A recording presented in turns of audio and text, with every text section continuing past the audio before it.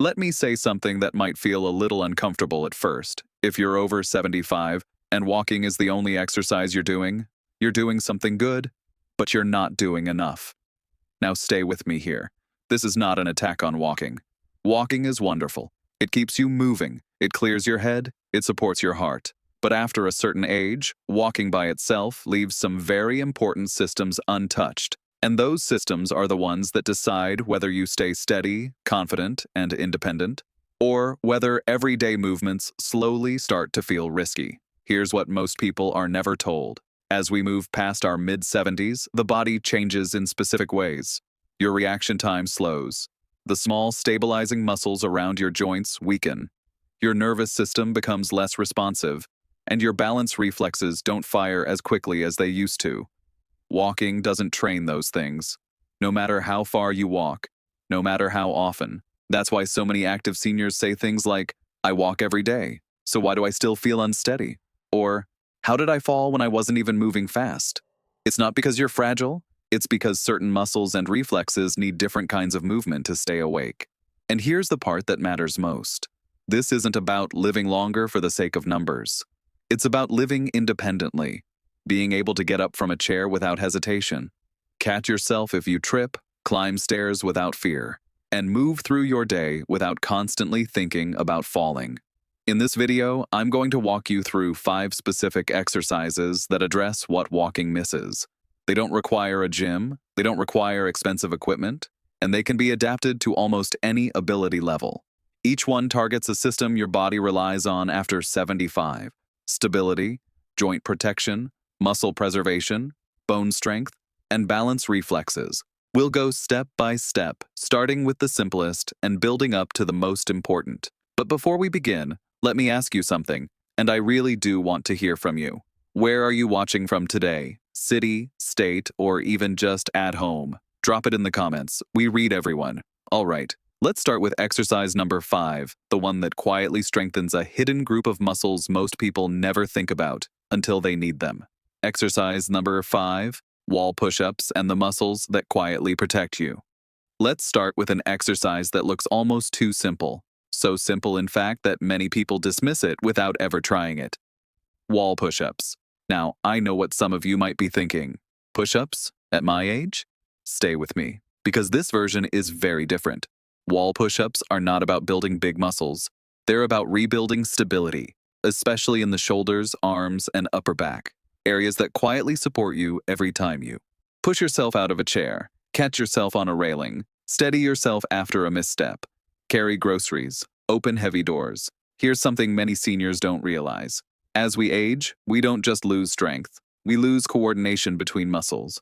Tiny, stabilizing muscles, especially around the shoulders and wrists, begin to weaken. And when those muscles stop doing their job, larger joints take on stress they were never designed to handle. That's when aches turn into injuries. Wall push-ups gently wake those stabilizers back up. When you press against the wall, your body has to coordinate. Shoulders, arms, wrists, core, all at once, but without the strain of getting down on the floor. Here's how to do them safely. Stand about an arm's length away from a wall. Place your palms flat against it at shoulder height. Feet about hip width apart. Your body should form a straight line from head to heels. Now, slowly bend your elbows and bring your chest toward the wall. Take about 2 seconds to move in, then gently push yourself back to the starting position. Another 2 seconds. Slow and controlled. That slow lowering part, the way down, is especially important. That's where the muscles learn to get stronger. Start with 8 to 12 repetitions and rest for about 30 seconds. Try for 2 or 3 sets, depending on how you feel. And here's the key most people miss. As this gets easier, and it will, you need to make it slightly more challenging. Not dramatically. Just a small step farther from the wall. That's enough to tell your body, keep adapting. If you never increase the challenge, your muscles stop responding. Many people notice improvements within a few weeks. Less shoulder stiffness, more confidence using their arms for support, better posture. And here's a nice bonus. Because your hands and arms bear weight during wall push-ups, your bones get a gentle signal to stay strong too, especially in the wrists and forearms. This is a quiet, protective exercise. Nothing flashy, nothing extreme, but it lays an important foundation. Because once your upper body is more stable, everything else becomes safer. And next, we're going to move to the muscles that act as your body's shock absorbers, the ones that protect your knees and hips every single day. Exercise number 4. Seated leg extensions and the muscles that protect your knees. Now let's talk about a muscle group that doesn't get nearly enough attention: your thighs. Specifically, the muscles on the front of your thighs, called the quadriceps. These muscles are your body's shock absorbers. Every time you stand up from a chair, sit down, walk downstairs, step off a curb, your quadriceps are quietly taking the impact. And here's the problem. After age 75, these muscles weaken faster than almost any other group, unless you train them on purpose. Walking helps circulation, but it doesn't fully challenge the quadriceps. So over time, the knees start to feel achy, stairs feel harder. Getting up from a chair takes more effort. Many people assume that's just bad knees, but very often it's not the joint itself. It's the muscles that are supposed to protect it. That's where seated leg extensions come in. This exercise strengthens the quadriceps without putting pressure on your joints, which makes it especially safe and effective. Here's how to do it. Sit in a sturdy chair with your back straight and both feet flat on the floor. If you're using a resistance band, loop it around one ankle and secure the other end to something heavy. Or have someone hold it. Now, slowly straighten one leg until it's fully extended in front of you. Hold it there for 2 seconds. You should feel the muscles in the front of your thigh working. Then slowly lower your foot back down, taking about 3 seconds. That slow return is just as important as lifting the leg. Start with 10 to 15 repetitions, then switch legs. Aim for 2 to 3 sets on each side. You should feel a deep warmth or gentle burn in the thigh by the end of the set. If you don't feel much, that's a sign you need a little more resistance. Not speed, just resistance. And here's why resistance matters. Muscles only stay strong when they're asked to work slightly harder than normal. That's how they protect your joints. People who consistently strengthen their quadriceps often notice less knee discomfort, better confidence on stairs, easier transitions in and out of chairs. And this exercise is especially useful because you can do it at home, seated, while watching television, no floor work. No risk of falling. One important tip: warm up first. A few minutes of marching in place or gently swinging your legs helps get blood flowing and keeps the movement comfortable. These muscles are your foundation. When they're strong, your knees feel safer, your hips feel supported, and everyday movements feel less demanding. Now, we're going to shift focus. The next exercise doesn't just work muscles, it trains the communication between your brain and your body. And that communication is what keeps you upright. Exercise 3. Gentle balance flow that reawakens your reflexes. Now we're going to talk about something that doesn't get enough respect until it's gone: balance. Most people think balance is just about standing still without wobbling, but balance is actually a conversation between your brain, your eyes, your inner ears, and your muscles. When that conversation is clear, you move without thinking. When it gets fuzzy, even simple movements can suddenly feel uncertain. And here's what happens after about age 75. Your brain becomes a little slower at processing movement. Your feet send weaker signals upward, and the reflexes that once corrected a misstep automatically hesitate. That's why falls so often seem to come out of nowhere. Not because you weren't careful, but because the system that keeps you upright wasn't getting trained anymore. Walking helps endurance, but it doesn't fully challenge balance. That's where a gentle balance flow comes in. Inspired by movements used for generations in cultures where people stay steady well into old age. This is not fast, it's not athletic, and it's not about flexibility. It's about slowing down on purpose so your brain has to stay involved. Here's a simple way to begin. Stand with your feet about shoulder width apart. Keep your arms relaxed at your sides or lightly out in front of you. Now slowly shift your weight onto your right foot. Not leaning, just shifting. Pause for a moment. Then slowly shift onto your left foot. That's it. This simple movement tells your brain, pay attention, we need this skill. After a minute or two, you can add a second movement. Walk forward slowly, placing one foot directly in front of the other, heel to toe, as if you're walking along a line.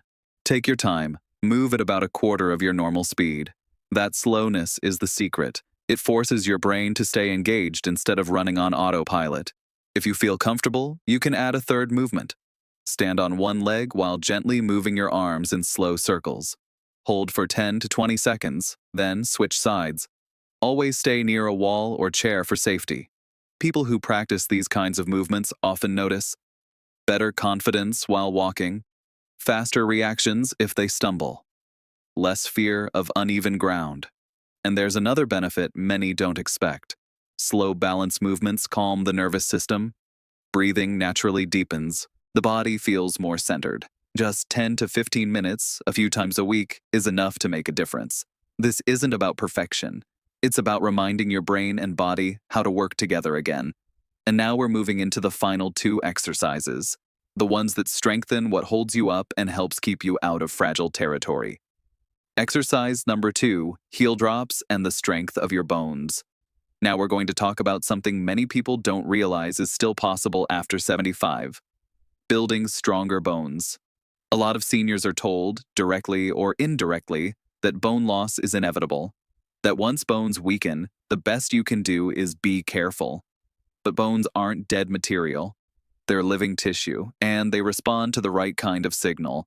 That signal is impact. Not violent impact, not dangerous impact, but brief controlled contact that tells your body, hey, we still need strength here.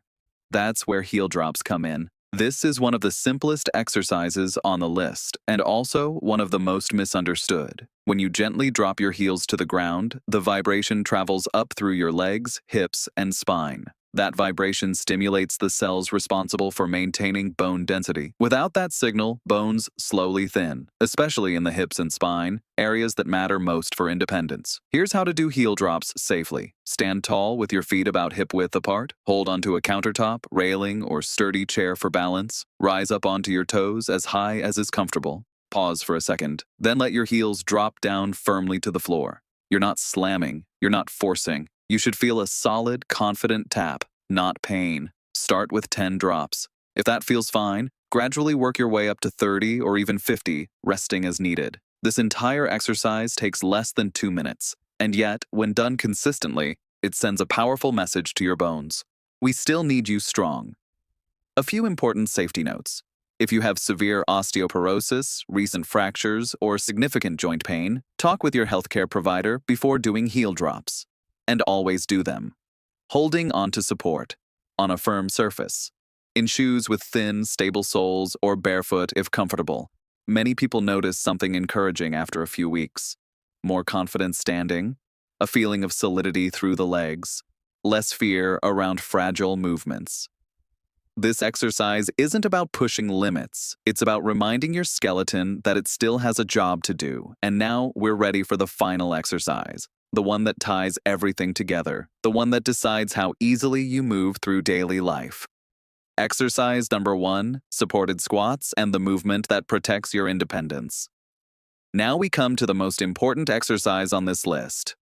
Not because it's the hardest, not because it looks impressive, but because it directly affects the movements you rely on every single day. Getting up from a chair, sitting down safely, using the bathroom, getting in and out of a car, standing up after bending down. All of those movements depend on one thing, your ability to squat. Over time, many seniors unknowingly avoid this motion. Chairs get higher, movements get more careful, the range gets smaller, and slowly, the body forgets how to do one of the most natural human movements there is. That's where supported squats come in. Support is the key word here. This is not about dropping down low or pushing through pain. It's about retraining the movement safely. Walking is still valuable, absolutely, but walking plus these 5 exercises creates a complete system.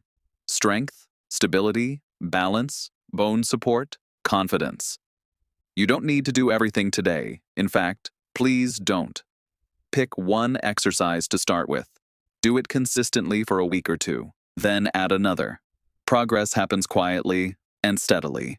Before we wrap up, I'd love to hear from you. Which exercise surprised you the most? Or which one feels like the best place to start? Leave a comment below.